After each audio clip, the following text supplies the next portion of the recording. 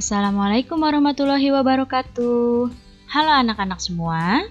Hari ini kita akan belajar tema 3, subtema 2, pembelajaran keempat. Sudah siap untuk belajar hari ini? Kalau sudah siap, yuk kita mulai belajarnya. Perhatikan gambar yang ada di hadapan kalian. Gambar apakah ini? Ya, gambar ini kemarin sudah kalian lihat. Ini adalah gambar suasana di pasar. Kemarin kalian mempelajari berbagai aktivitas yang terjadi di pasar.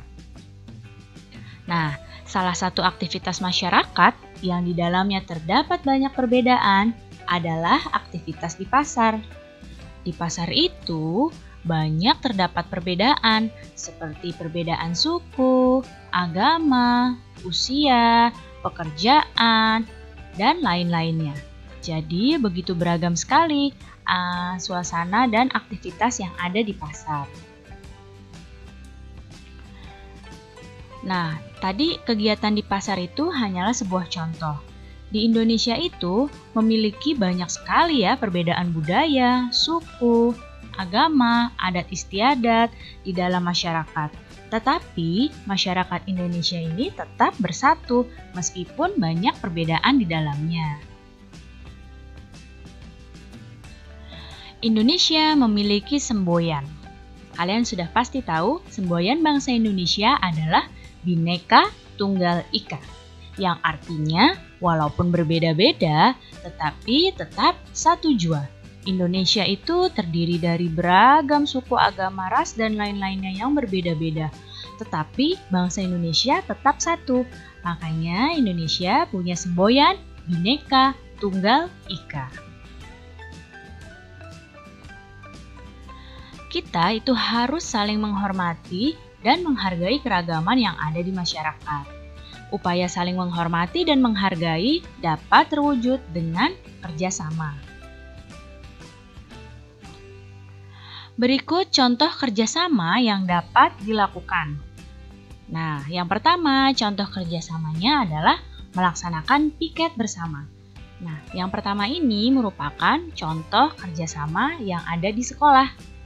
Nah, yang kedua, kerjasama dalam berdiskusi ketika mengerjakan tugas kelompok. Yang ini juga ketika kerjasama yang ada di sekolah.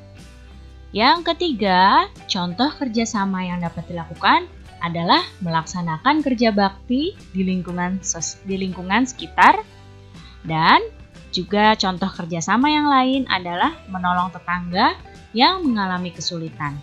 Nah, untuk melaksanakan kerja bakti dan menolong tetangga yang kesulitan, ini adalah contoh kerjasama di lingkungan masyarakat. Nah, kerjasama ini memiliki manfaat. Ya, manfaatnya untuk keberagaman. Yang pertama, pekerjaan yang berat akan menjadi ringan dan menjadi cepat selesai. Ya. Kemudian, kerjasama ini juga dapat meningkatkan kerukunan. Dan juga kerjasama dapat memperkuat persatuan dan kesatuan bangsa. Banyak sekali ya manfaat kerjasama. Sekarang perhatikan gambar berikut ini. Nah, di sini ada dua buah gambar. Gambar yang pertama ada gambar anak yang sedang memainkan gamelan. Kemudian gambar yang satunya yang ibu tunjuk dengan panah, ini gambar anak-anak yang sedang belajar menari. Siapa di sini yang bisa memainkan gamelan? Atau siapakah di sini yang bisa menampilkan tarian tradisional? Wah, kalau kalian bisa, kalian hebat. Kedua gambar ini yang ada di hadapan kalian bercerita tentang upaya manusia dalam pembangunan sosial budaya. Kebudayaan merupakan kekayaan bangsa kita dan hal itu harus dijaga. Dalam hubungannya dengan interaksi sosial, kebudayaan mengatur agar manusia dapat mengerti satu sama lain. Kebudayaan mendorong manusia untuk bertindak dan berperilaku demi kebaikan bersama, sehingga tercipta kehidupan masyarakat yang harmonis. Berikut contoh aktivitas yang mencerminkan budaya. Yang pertama, contoh aktivitas yang mencerminkan melestarikan budaya, yaitu mengajarkan budaya pada generasi muda. Kemudian yang kedua, belajar membatik, contoh aktivitas selanjutnya. Ya, selanjutnya contoh aktivitasnya adalah membudayakan semangat gotong royong. Wah, semangat gotong royong ini harus selalu dijaga, karena ini ciri bangsa Indonesia. Contoh aktivitas lain yang mencerminkan budaya adalah mengunjungi museum budaya. Dan contoh yang lainnya adalah mementaskan seni tradisional daerah, baik itu tarian ataupun untuk memainkan alat musik daerah atau seni-seni tradisional yang lainnya. Nah, ini merupakan contoh aktivitas yang mencerminkan budaya. Sebenarnya masih banyak lagi yang lainnya ya. Ini hanya beberapa contohnya. Budaya Indonesia ini cukup beragam. Keragaman tersebut sering dijadikan bahan untuk iklan budaya. Nah, baik iklan di media cetak maupun di media elektronik.